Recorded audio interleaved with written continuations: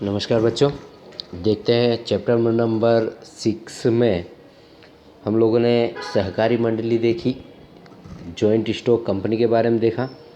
अब कंपनी के प्रकारों के बारे में हम देखते हैं। कंपनी के यहाँ पर 4 प्रकार बताए गए हैं। 4 प्रकारों में पहला है विशेष कानून द्वारा अस्तित्व में आने वाली कंपनी। दूसरा है सदस्य संख्या की दृष्टि से। तीसरा है वर्चस्व की दृष्टि से। और नंबर 4 है पंजीकरण के स्थान की दृष्टि से।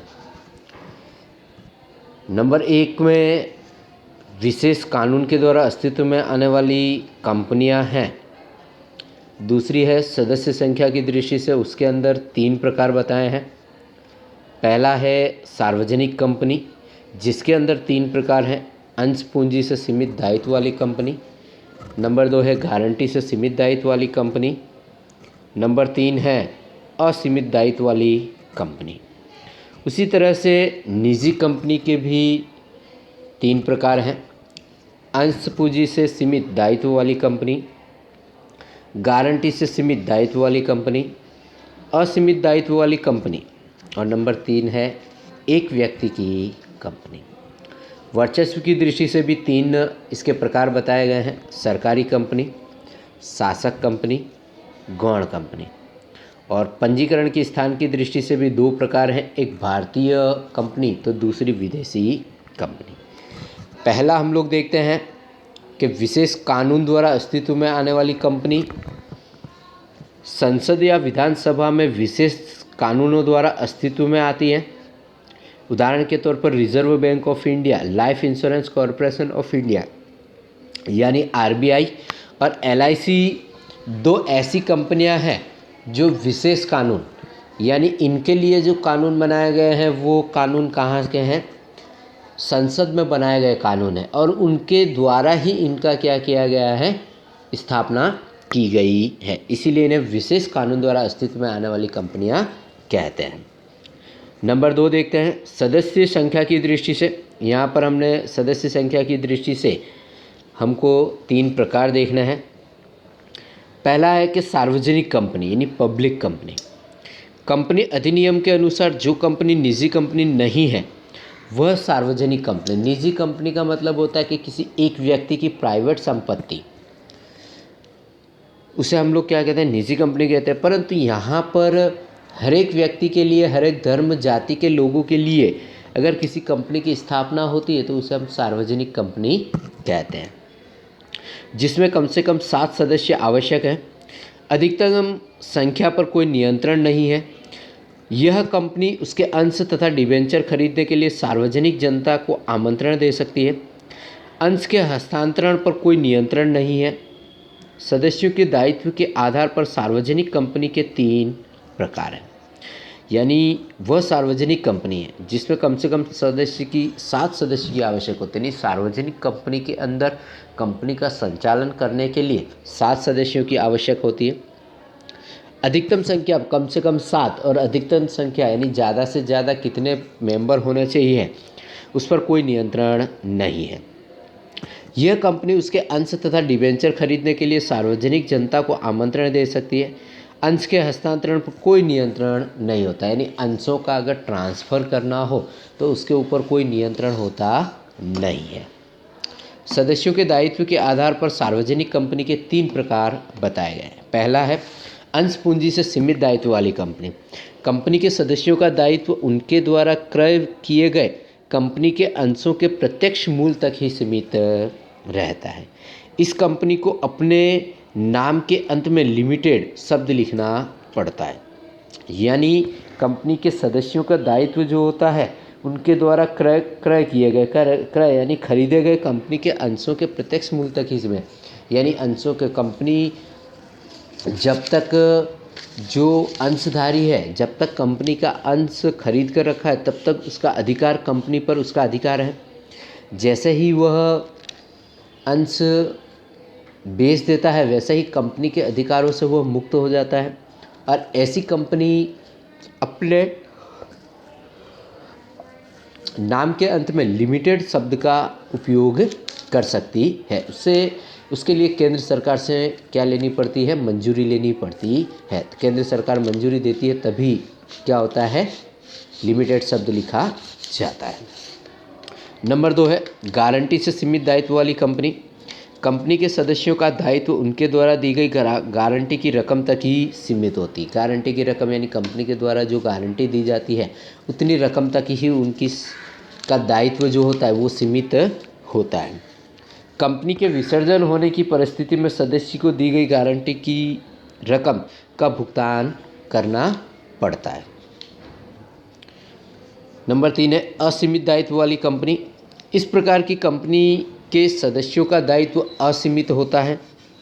असीमित यानी अनलिमिटेड होता है। कंपनी की संपत्ति के मूल्य से यदि ऋण ज़्यादा हो जाए तो सदस्य निजी रूप से उत्तरदायी बनते हैं। कंपनी के विसर्जन होने की परिस्थिति में सदस्यों को अपनी निजी संपत्ति का हिस्सा देना पड़ता है। यानी जिस कंपनी में असीमित दायित्व होता है उसके अंदर कंपनी का विसर्जन यानी कंपनी के बंद होने पर सदस्यों को अपनी निजी संपत्ति बेचकर भी अंशधारियों का या ऋण पत्रधारियों का क्या होता है, ऋण चुकाना होता है।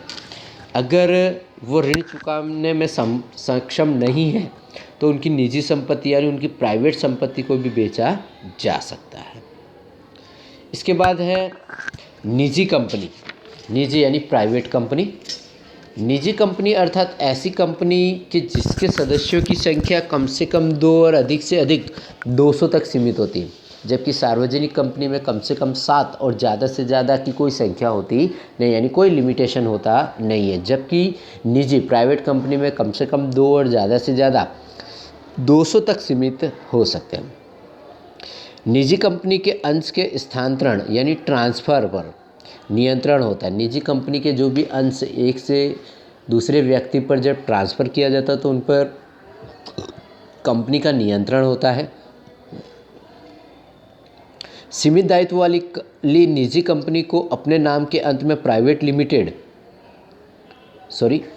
वह सार्वजनिक जनता को अपने अंश या डिबेंचर खरीदने का आमंत्रण नहीं दे सकती। निजी कंपनी के सदस्यों के दायित्व की दृष्टि से 3 प्रकार है।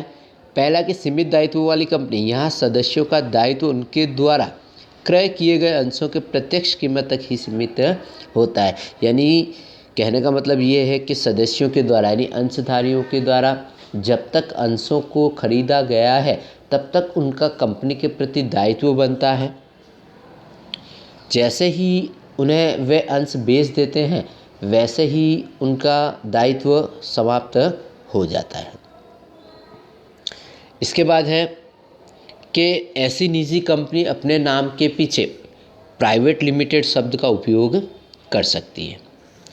नंबर 2 है गारंटी द्वारा सीमित। जिस तरह से पहले हम लोगों ने देखा उसी तरह से यहाँ पे भी है कि गारंटी यानी कंपनी के सदस्यों का दायित्व उनके द्वारा दी गई गारंटी की रकम तक ही सीमित है। विसर्जन की परिस्थिति में सदस्य द्वारा दी गई गारंटी की रकम चुकानी पड़ती है। कंपनी को अपने नाम के अंत में प्राइवेट शब्द लिखना पड़ता है। नंबर 3 है असीमित दायित्व वाली कंपनी। कंपनी के सदस्यों का दायित्व असीमित होता है। कंपनी की संपत्तियों के मूल्य से यदि ऋण ज़्यादा हो जाए तो सदस्य निजी रूप से उत्तरदायित्व होते हैं। जैसे सार्वजनिक कंपनी में है उसी तरह से यहाँ पर भी है। कंपनी के विसर्जन की परिस्थिति में सदस्यों को उनकी निजी संपत्ति में से हिस्सा देना पड़ता है। इस कंपनी को अपने नाम में प्राइवेट शब्द लिखना पड़ता है। यानी प्राइवेट कंपनी ऐसा अपने नाम के पीछे शब्द लिखा जा सकता है। उसके बाद है वर्चस्व की दृष्टि से। वर्चस्व की दृष्टि से यहाँ पर तीन कंपनियाँ हैं। पहला दिया है सरकारी कंपनी। जिस कंपनी की भरपाई की गई पूंजी कम से कम 51% पूंजी केंद्र सरकार अथवा राज्य सरकार अथवा एक से ज़्यादा राज्य सरकारों अथवा केंद्र सरकार या एक से अधिक राज्यों के साथ मिलकर धारण करती हो तो सब सरकारी कंपनी कहते हैं। जैसे LIC है, रिजर्व बैंक ऑफ इंडिया है, तो ये सरकारी कंपनियां हैं क्योंकि इसके अंदर LIC के अंदर रिजर्व बैंक ऑफ इंडिया के अंदर 51% से ज़्यादा क्या होती है पूंजी केंद्र सरकार की लगी हुई होती है, जिसके कारण ये सरकारी कंपनियां कहते हैं। जैसे यहाँ पर लिखा है या उदाहरण स्वरूप लिखा है कि Ashok hotels limited, Bharat heavy electric limited भेल, और महानगर टेलीफोन निगम लिमिटेड MTNL। इसी तरह से BSNL है, वह भी सरकारी कंपनी है, सरकारी कंपनी क्योंकि उसके अंदर सरकार का हिस्सा होता है। नंबर 2 है शासक कंपनी। कोई एक कंपनी किसी दूसरी कंपनी के 50% से अधिक अंश धारण करती हो तो कंपनी को बहुमत वाले संचालकों के चयन का अधिकार रखती हो तो उसे शासक कंपनी कहते हैं। यानी एक कंपनी दूसरी कंपनी का 50% से अधिक भाग अगर खरीद कर रखती है तो उसे हम क्या कहेंगे, शासक कंपनी कहेंगे। जैसे कि अभी वर्तमान समय में रिलायंस ने अपने हिस्से के कम से कम 20% जो है वो विदेशी कंपनियों को क्या कर दिया है, बेच दिया है, जिसके कारण पर उसकी मुख्य शासक कंपनी तो रिलायंस ही रहेगी। परंतु अगर उन कंपनियों का हिस्सा अगर 50% से अधिक जाता है तो पूरी की पूरी जवाबदारी जिम्मेदारी से लेकर शासन जो होगा वो उस कंपनी का हो जाएगा। इसलिए यहाँ पर रिलायंस के द्वारा बराबर कुछ कंपनियों को अपने हिस्से बेचे गए पर वो 2%, 5% या 9%, 10% ही बेचे गए हैं। 50% या 20%, 30% से ज़्यादा किसी भी कंपनी को अपना हिस्सा बेचा नहीं है। नंबर 3 है गौण कंपनी। गौण कंपनी अर्थात ऐसी कंपनी की जिस कंपनी के 50% से अधिक अंश शासक कंपनी के पास हो, जिस कंपनी में बहुमत से संचालकों के चयन का अधिकार है, शासक कंपनी का हो, उसे गौण कंपनी कहते हैं। इसके बाद अंतिम है पंजीकरण के स्थान की दृष्टि से। तो भारतीय कंपनी, जिस कंपनी का पंजीकरण भारत में भारतीय कंपनी धारा के अंतर्गत या संसद के द्वारा पारित किए गए विशेष कानून के अंतर्गत हुआ हो, ऐसी कंपनी को भारतीय कंपनी कहते हैं। तो विदेशी कंपनी क्या है कि जिस कंपनी का पंजीकरण भारत के बाहर हुआ हो, जिसका रजिस्टर्ड ऑफिस भारत में न हो, जिसके धंधे का स्थल भारत में हो, उसे हम विदेशी, यानी कहने का मतलब ये है कि भारत में स्थित कंपनी उसे कह सकते हैं कि जो भारत में स्थित है, जिसकी मुख्य रजिस्टर्ड ऑफिस क्या है, भारत में है। केंद्र सरकार या राज्य सरकार विशेष कानून के द्वारा उस कंपनी को क्या देती है, परमिशन देती है। जबकि विदेशी कंपनियों की जो मुख्य शाखाएं होती है, रजिस्टर्ड ऑफिस जो होती है, वो विदेशों में होती है। वह मात्र हमारे देश के अंदर क्या करते हैं, मैन्युफैक्चरिंग का काम करते हैं या कार्य करते हैं, तो वो हमारी कंपनी नहीं कहली जाती। जैसे विदेशी कंपनियों के एग्जाम्पल के तौर पर मैं आपको बताऊं, जैसे फोर्ड है, फोर्ड यानी कार बनाने वाली कंपनी। इसके अलावा MG है, तो ये भी विदेशी कंपनी है। इसके अलावा होंडा है, ये जापान की कंपनी है, ये भी विदेशी कंपनी है। तो ये कंपनियां अपने यहाँ पर भारत में मैन्युफैक्चरिंग कर रही हैं, चला रही हैं, पर इनकी जो मुख्य ऑफिस है जहाँ से संचालन होता है वो कहाँ है, विदेश में है। इसीलिए हम लोग इन्हें क्या कहेंगे, विदेशी कंपनियां कहते हैं। ठीक है।